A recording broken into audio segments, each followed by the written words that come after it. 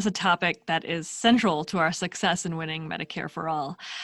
When we as a movement talk about what it's going to take to win, often what do you hear? Issues like fundraising, public education, electing the right legislators. Those are the things that usually come up. But I think there's something that may be even more important than any of those things in putting us on the path to victory.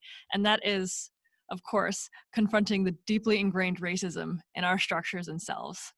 When you look at where the United States is in comparison to its peer countries, it's impossible to explain why we are so much more of an unequal and capitalist society than everywhere else without looking at the role of racism through our history, its impact on our safety net, and the neglect and vilification of our public programs. So this is like a big conversation, and we could probably have several podcasts on it.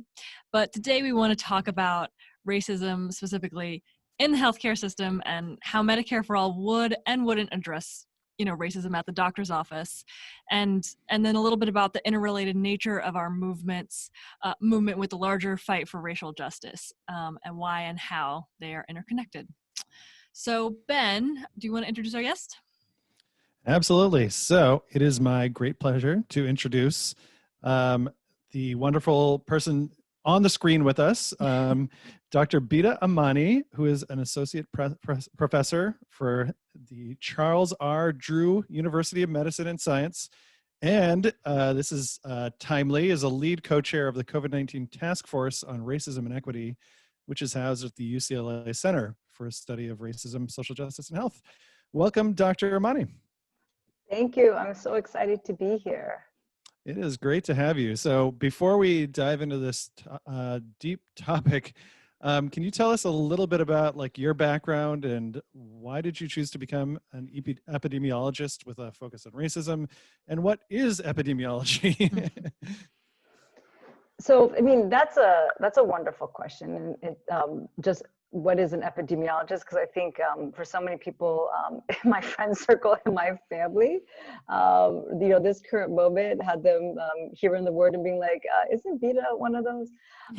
So epidemiology is essentially the science and the studying of the disease distribution and pattern, the distribution and patterns of disease, and anything associated with disease. And it's not only about studying the distribution and the pattern of disease and its related outcomes, but it's also about studying the things that go into effect, right?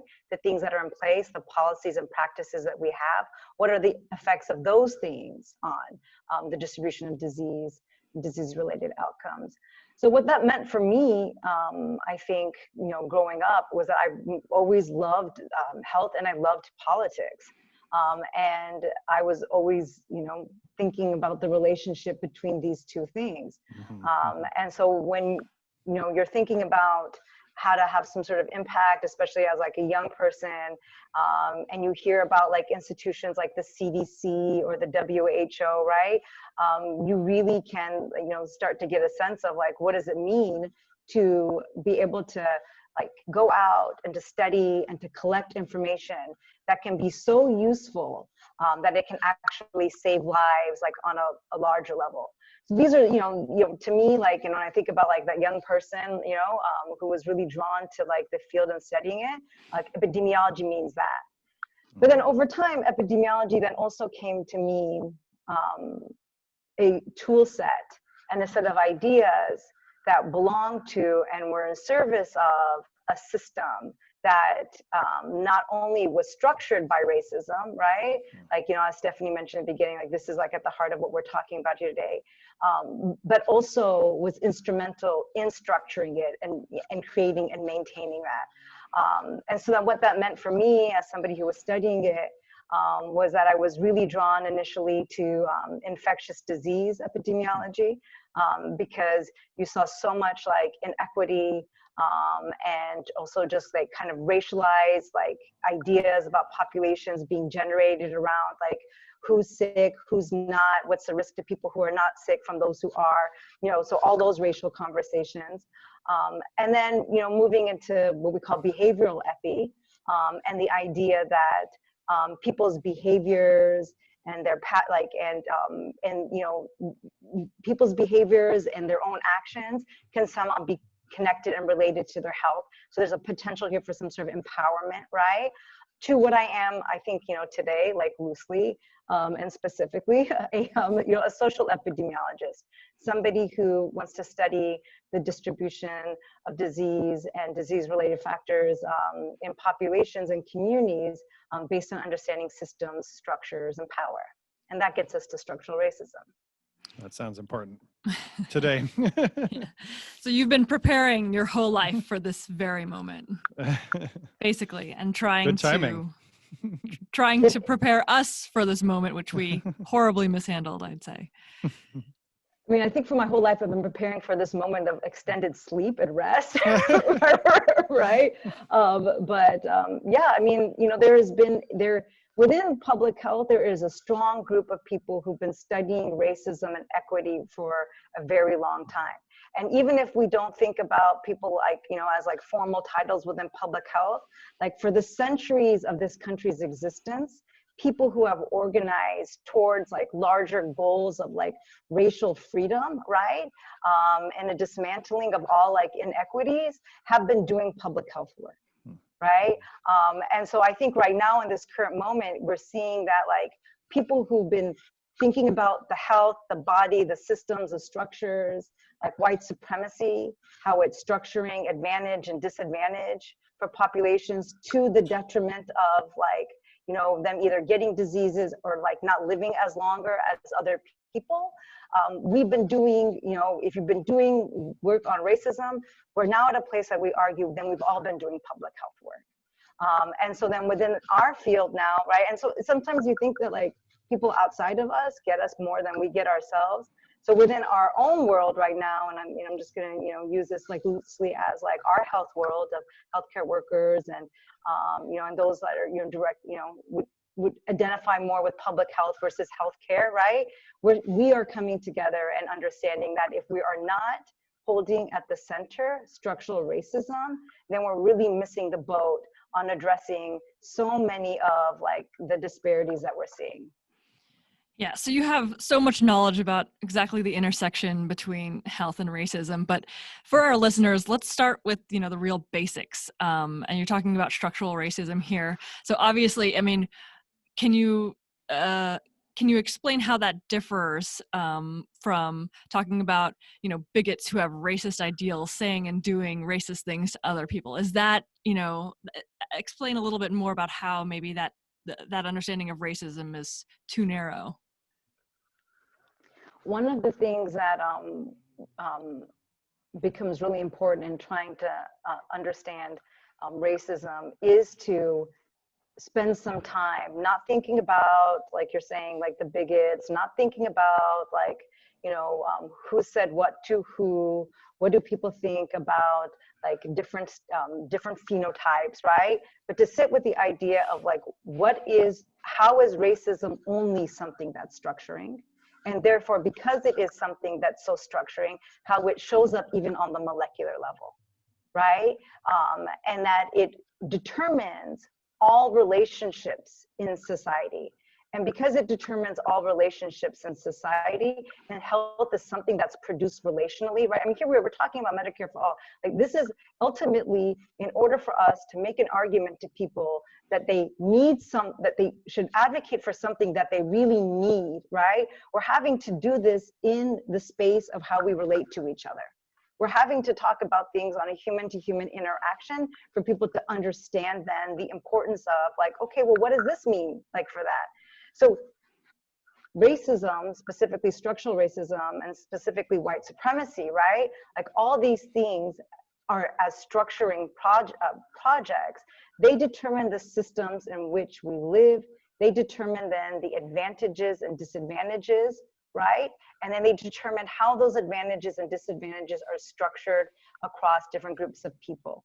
So if we can appreciate that larger meta, like feeling and feel the weight of that, of like, that is what racism is, then we can start to look to position and locate then what we're calling implicit bias or not implicit bias, what we're calling interpersonal racism, what we're calling institutional racism, and seeing that all of them are produced out of these structures. But more importantly, whether you're going to call it racism or not, it's to never forget that it's not operating. It's always operating. It's always present. So that every interaction and every thought has been shaped by this idea of race, right? An invention that was made by racism and specifically like white supremacy. Can you name a specific example of structural racism? So if we think about, for example, like what more people are growingly appreciating today, which is like a system of racial mass incarceration that's in this country, right? And its relationship and connections to policing, right? When we think about these two systems, we know that these two systems are related to each other. And historically, they have been, there have always been shapes and forms of them in society, and specifically in US society, and specifically in the settler colonial society, which was formed through the indigenous genocide and the kidnapping and forced displacement, right, of generations of people of African descent, right? So that so right now the system that we're focusing on, that we have a growing awareness about, mass incarceration and policing, this system being a historical system, if you keep going back into its roots, if you can imagine that it itself has a genetics, right, and you want to keep going like into its like ancestry, you see that that ancestry come at its core are these ideas of anti-Black racism, are these ideas of anti-indigeneity, right? Around structuring who is to have freedom in this country, who is not to have freedom, right? In fact, who is to be property and who is not to be property. You can see that the current system that we have today is rooted in this, in these racial ideas. And then you can appreciate that after all of these like centuries, how much of all other parts of society have also been structured by this structuring system. Mm-hmm. Am I answering your question? Yeah, thank you.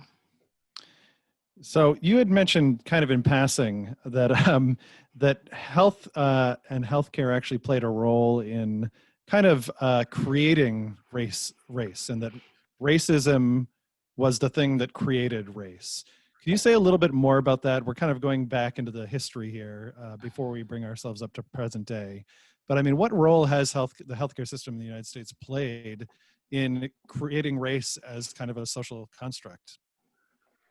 So if racism, right, invented race, and here I really love, like, you know, the definition of racism that Dr. Ruthie Wilson Gilmore provides, right, and at the same time, Dorothy Roberts, who in her book Fatal Inventions, right, talks about this exact question that you're asking me, and shows us very clearly how European expansion, right, and the settling of like what we're calling the United States right now, right, like the indigenous lands, right, which is occupied, right, by the United States, that in this place, in the idea of race, getting people to accept it, getting people to create hierarchies around it, to participate in systems and structures that perpetuate it, that would not have been achieved and possible without science and medicine. In fact, science and medicine are part of the systems and the power structures that created the evidence, and I'm like putting all the quotes around that for those who can only hear me, right? Of creating the evidence to say that this was true, and therefore this is what we should do about it. What that would then mean over time is us having racialized diseases, right? And an example of this, like in history, is for the audience who doesn't know, drapetomania, right? The idea that if an enslaved Black person wanted to escape, right, to their freedom, the fact that they wanted that indicated some sort of like mental like issue, right? That was a disease to want your freedom, right? To want to be able to like escape, right? Like the institution of slavery. You know, so from the creation of these like, you know, racialized diseases to then also segregated health systems, which is like what's got us here today, right? Like talking about Medicare for all, the structuring of these segregated health systems that said, we're going to give enough care to keep you alive so that you can do what we want you to do, right? With you not having the ability to determine what the nature of that work is or how you want your own life like to be, right? Like that keeping people alive enough, right? That is something that was achieved through our healthcare system, right? And is a legacy of our healthcare system. And arguably exactly what we're talking about today, right? And if we don't get a Medicare for all, then what are we doing? We're keeping people alive enough, right? And so then, you know, these are the ways that then that health and, you know, science and medicine have helped to, you know, keep this alive.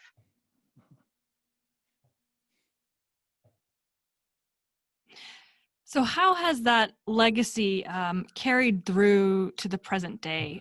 And specifically, what does structural racism in the health insurance and the healthcare system look like now? I think, you know, I mean, you guys would be so much more better to answer this question because you know, like the details, you know, of it way more. But the legacy of it today can be thought of both in terms of like the concept of medical deserts, right? So that we have segregated space. And because we have segregated space that is connected to housing systems in this country and practices such as like redlining, right?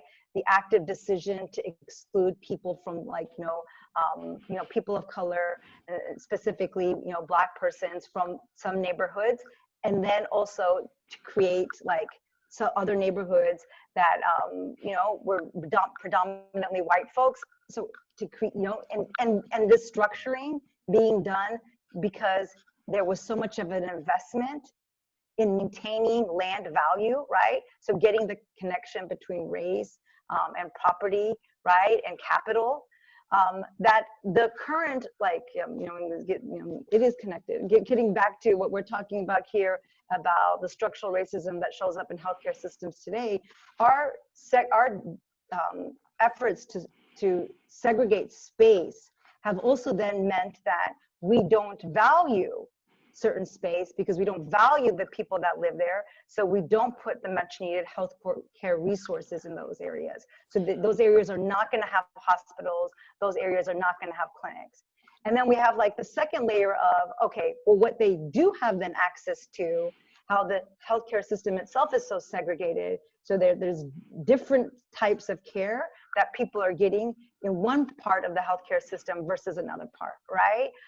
Which is like, you know, ultimately, which makes like, you know, sometimes people, you know, like it's in the ways that people kind of vote against their own like self-interest. Like, you know, they don't want Medicare for all because they don't want to lose what they have. It's like, well, do you know where you fall on this line? Like, because like if this line were to be like redrawn, you know, you would get access to something much better than what you have. So structural racism then also determines that line, right? And then also in terms of the lack of diversity in the workforce across all spaces, because we know that in healthcare, we have different, like not all healthcare workers have the same power, right? Not all healthcare workers have the same like social capital. Right? And this is not to take away from the power that they do have, right? Especially the community health workers or our nurses, but that there's a certain status, for example, that's given to doctors, that's not given to others, so that you're gonna have more diversity in like the less desired, in quotes, right? Health professions, and how that is also a legacy of structural racism. Yeah, your discussion about spaces and certain people being in and out, it reminded me of Dean Robinson's analysis of the employment-based healthcare system that we do have, which just replicates the inequities of the labor market. And so if you're inside and you have this sort of good job, this high paying job, then you're going to have good health insurance. And if you don't, then you're outside of it. And it's just sort of this double whammy, right? Where, and that's how we end up in a place where Black people are twice as likely to be uninsured as whites, and Latinos are actually 3 times as likely to be uninsured as whites. And of course, women are more likely to depend on a partner for health insurance that they would get through their job. And so there are so many ways in which sort of, I think, structural racism appears in the health insurance system, and then on top of that, the medical system. Yeah, and I mean, and just, just having, so if we were, I love how you brought it up as being a part of, like you said, like how insurance is even divided up, right? Because every system like every microsystem within the larger healthcare system, you can analyze with a racial equity lens and see how it ultimately gets divided between the idea of who's deserving and who's not deserving, right? Which gets back to like one of the fundamental building blocks of this country: who is free and who is not free, who is owned and who is the owner, right? So whenever you're creating something that is like designed to be not inclusive, and then specifically designed to not be inclusive based on like, ideas of race, you're gonna see structural racism. And, and arguably, like we were talking about right here in this podcast, there's not a place that you're not gonna see that. Mm-hmm. Yeah, and I feel like once you have that that insurance structural divisions, which comes from the workplace, that then gets overlaid on the communities, like you were talking about. I mean, we've seen in the last few decades just an epidemic of hospital closings, especially in sort of lower income communities, the communities that don't have lots of people with good, high-paying health insurance. So anyone who is uninsured, hospitals don't want them because they tend to lose money. They can't collect, fees from them. And even folks who are on Medicaid, the program, the public program that some people can get on if they're lower income, depending on which state you're in, that pays much less than private health insurance. So what we see is that hospitals who are serving basically the communities who most need healthcare and most need public health support are just going through these financial crises and often going under and closing. And it's even happening right now during the coronavirus crisis when, the need, I feel like, for healthcare capacity is greater than it ever has been. What you're saying is like so painful when you think about how every trauma one that gets like remade as a community hospital with no other like trauma one or community hospital being put around it, what that would have meant for right now. We at the university, we take our students to Cuba to study the Cuban health system. And so we get asked a lot about like, oh, so what are they doing right now during the pandemic, and why is it that like, things are so different? And it's like, where do you begin? Where do you get to talk about like the universalness of it? But the literally like open your door and stumble across a doctor part of it. Right? Like that should like, that the idea of, for the idea of healthcare to be accepted as something that is not elite, we have to accept the fact that the healthcare professionals are not an elite profession. And then we have to like then step back and be like, so then what is it? It's a tool that should be made more democratic, and that so many people should have access to studying it if they want to study it, because we need more of it. And in fact, it would be great if if it was just like overflowing with it, because then we would have so many opportunities for people to actually have access to it. But we have seen, and as we were talking about like, structural racism, an example, mass incarceration, we have seen such a disinvestment in the things that we already had that we were critical of, and such an investment in the things that we know we directly do not need, because they go after and undermine what are our social determinants of health. So when you think about California being like at one point in its like history, more recent history, a leader in education, right, compared to other states, and now to be a leader in incarceration, and to like, be like failing when it comes to education, like, indicators, like how are we ever going to address like these persistent issues of like expanding access to healthcare if we're not even thinking about like that workforce question, mhm. and how structural racism determines that. Yeah, and you raised the example of Cuba, which is super interesting. I mean, Cuba really does not spend much on healthcare per person, but they do a much better job of distributing the scant resources they have equitably than we do. So what do you think? I mean, if we won a Medicare for all system here in the United States, let's think big picture, positive. I mean, this is what we're all in this movement for. So that would mean that at least we would have universal access to health insurance coverage, and we're fighting to make that very comprehensive coverage as well. I mean, what impact would that have on racial inequities, at least as it pertains to our health and our health outcomes? I think, Stephanie, when you were bringing up the really dramatic relationship between your job and access to employment, and then like your healthcare, like your healthcare story in this country, right? Like what is going to be your access and what's going to be your access to what type of quality? A Medicare for all victory would disrupt that. And so then we would think for a second, okay, like what does that mean for then communities of color being able to redetermine and restructure their relationship to their employment? Would they be able to pick jobs that were more meaningful to them? Would they be able to leave jobs that were like toxic to them, right? Would they be able to be healthier in those jobs and therefore have more of an opportunity for promotion, or just like some sort of personal and whatever professional growth? Essentially, like being able to help them get one of the necessary first prerequisites to being a worker in society that can have power to make decisions and shape, right, the nature of work, right?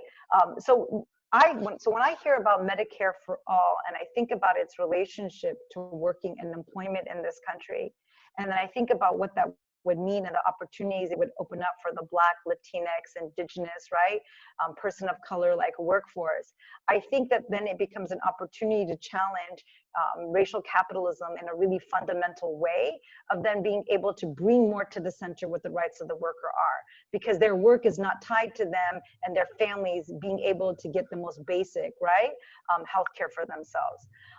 So I think about that as like a major victory there. And then also all the ways that Ben and Stephanie, we've been talking about medical deserts, access to quality, right? It would allow for a significant chipping away of the existing segregated health system that is here. And already that would be it's like white supremacy is got its boot on the neck of communities, right? And Medicare for all releases that. Now I know we all know that it doesn't remove the boot completely, right?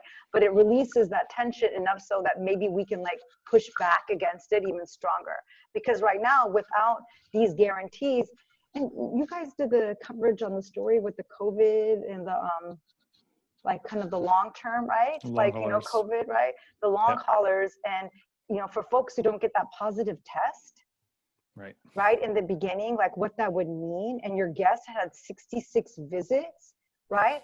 Just us not talking about that and opening up space, so knowing that's not going to happen, right, is a major victory, when we think about Medicare for all, because it gives our people more of a chance to breathe and breathe comfortably. That doesn't mean that the work is done, but it means that we can do that, and we might actually be able to have more opportunities for self-determining the directions that we're going in other movements if we didn't have to worry about this healthcare piece.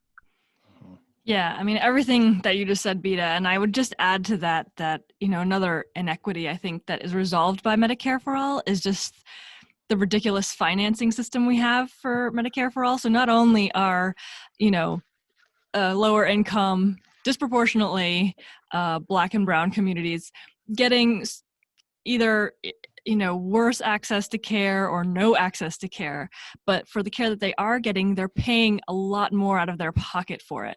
And for me, this is Medicare for All is also about asking like the wealthy to start actually paying what they should be paying for our healthcare system and relieving the burden on low income people so that they can, spend more on their families and the things that they need.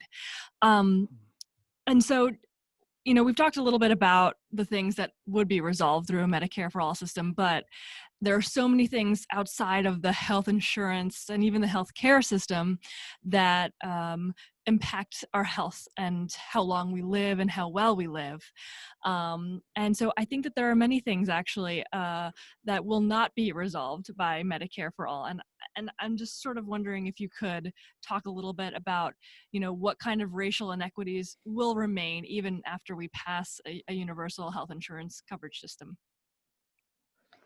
So if we pass a universal health insurance coverage system, but we still have community policing, hospital policing partnerships where the police are in the hospital, that's not gonna work at all, right?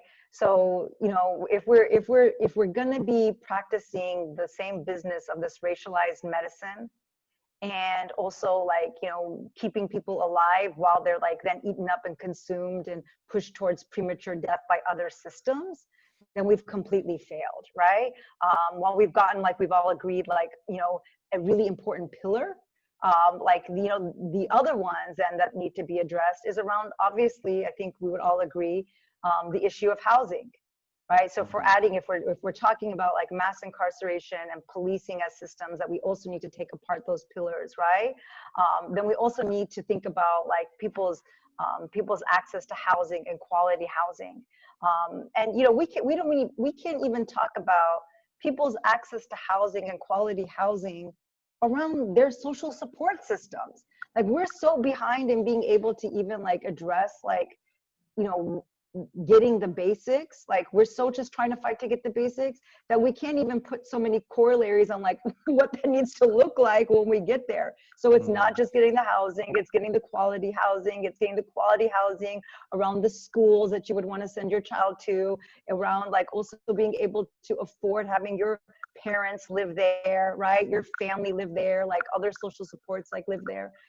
So when we think about these other systems, right, Medicare for All doesn't obviously address structural racism and the fact that we don't therefore have these things, right, in these other places, and who has them less.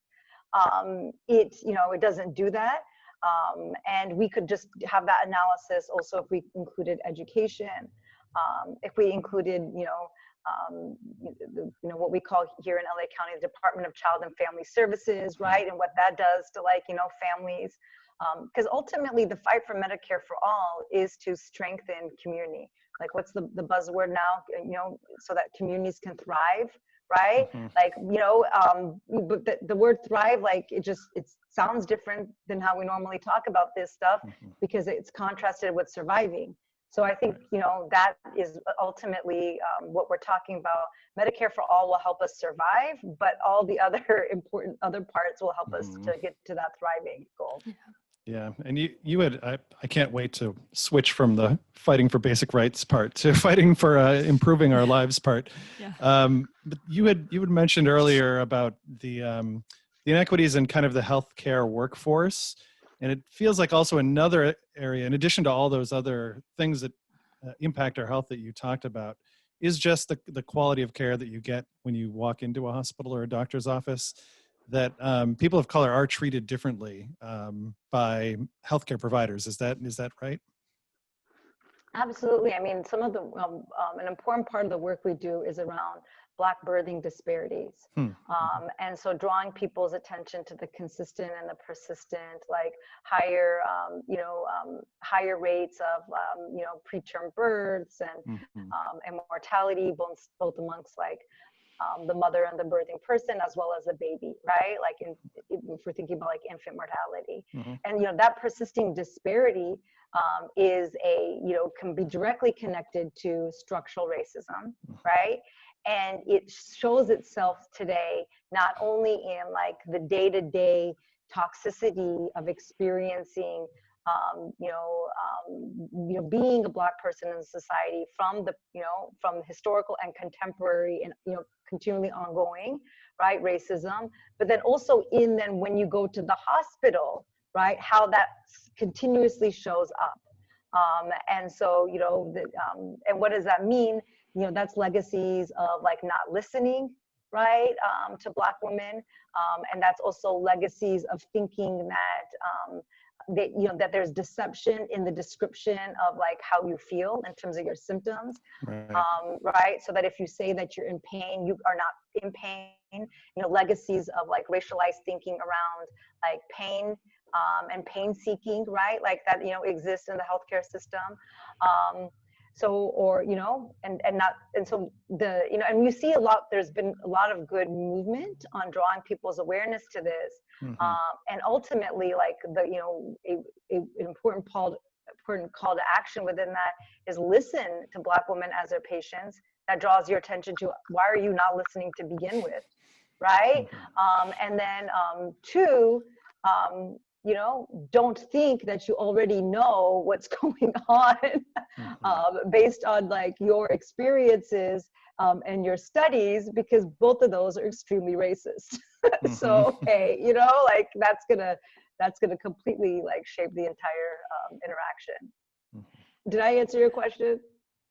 Yeah, definitely. As you're talking, I was also just thinking about like why it's so important that we sort of approach, the fight against racism from both the structural level and then also the individual level, right? Because the structural racism, if we can dismantle all of these hierarchies we have in our insurance system, that's going to open up a whole new, level of equity for all of us. But that's not going to do anything about like providers who have grown up in breathing the air of racism and having biases and preconceptions about the people that walk through their doors every day, about how they handle pain, about their bodies, about what they eat, about, all the things that come together to make people of color experience racism in the doctor's office. I even had once, a doctor tell me flat out that I had some condition because I was from the Far East, which I thought, first of all, I'm not from the Far East, but, there's just like all these weird things that, providers think, and that cannot be dismantled through structural racism. That has to be. They might as well have called you an Oriental, right? I was, yeah. Get to the point. I've got the eyes, It's too unbelievable how many stories there are like that. It's like, and it's so pervasive, and that is a product of like the training, and also what you are, we're arguing about here in the Medicare for All, like the fact that like, okay, well, if I only have 10 minutes with you, I'm going to bring in like all my knowledge and like before this like interaction. And we're saying that knowledge is like extremely suspect, right? Because there's like, a lot of histories of white supremacy that have informed how you're thinking, right? About the community that you're actually trying to treat. And that there's the reliance on that is also because of how that clinical interaction is so structured by the culture of healthcare institutions themselves, right? Like I need to rely on what I already know about you before even like, getting to know you, because I only have so much time to tell you what needs to be done. And so, you see it in, it's across many levels of it. I like to say that like, while we know that implicit bias training and cultural competency won't solve anything, it'll just make it like, it will definitely do more than improve experience, right? It will get us a little bit farther in terms of just humanizing, the clinical encounter, which is unbelievably like disappointing. So I think we're going to come close to wrapping up here. We've covered a lot of ground. I'm just curious, sort of, if you have some final thoughts, especially since, your work kind of focuses on this COVID outbreak now, or you've been doing a lot of work around this. I kind of feel like this pandemic has unmasked a lot of things in American society and economy. both in terms of structural racism and in terms of our healthcare system and our housing and like all of the ways in which they overlap. I mean, what is one thing that you felt has really been kind of exposed by this pandemic? And do you have some hope that there's going to be a reckoning after we come out of this pandemic for how some of these systems have failed us? I think when the numbers, so when we formed as a task force, we formed like mid-March, and we were actually in Cuba with the students, and like they pulled us back like 2 days before because they were like we don't know what's gonna happen with borders and checkpoints and airports being closed. And so then we immediately went into Dr. Chandra Ford, who's the director of the center, created the space for our task force to come into effect. And what was like so chilling for all of the members of the task force, and also just the broader community that has been studying like health disparities and equity and racism for a while, is that when the first set of numbers were going to be coming out about who was being impacted the most, you already knew who that was going to be. And then you have to fight to get them to even collect the data on who it is, right? And that whole time you're like, I'm fighting to get them to collect data on race and ethnicity just so they can show the rest of the world what we already know is true, right?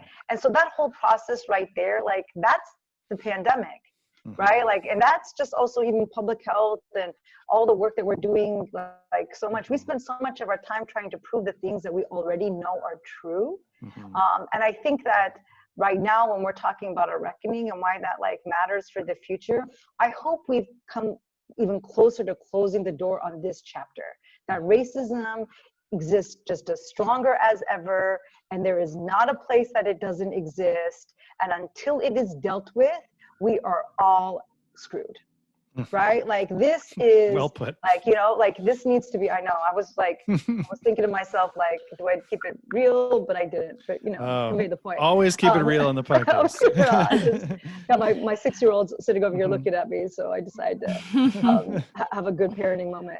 He's got to learn early, Yeah, seriously. I already love the fact that his expressions are all like, what the, and then I thought I was going to make it better and say like, what the what? So now it's what the what? But so then that's huge. That's great. We're closer. But what we have always known in disaster preparedness, it's like in every basic like textbook, introduction, plan, that these plans are all across the United States and every public health department. Every single one of them says, if you want to have a good chance of getting out of any disaster or pandemic, people need the basic services and they need to be in good health, optimal health, before you get there. And so that's the place that I'm unsure of as we move forward. If we couldn't get some sort of universal healthcare or whatever, something better, instead of having to like fight for like almost losing this thing that we don't even fully believe in right now, right? Like if we were to have it, how is it that we're even debating that in a pandemic? So that's the part that doesn't make me hopeful.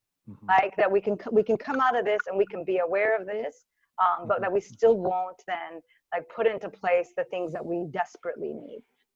Because that's, like, that's not even public health 101. You want to go into a situation that's going to be tough, you need to go in your best form. And racism erodes that best form. So what is going to be the chance in future ones? I don't know.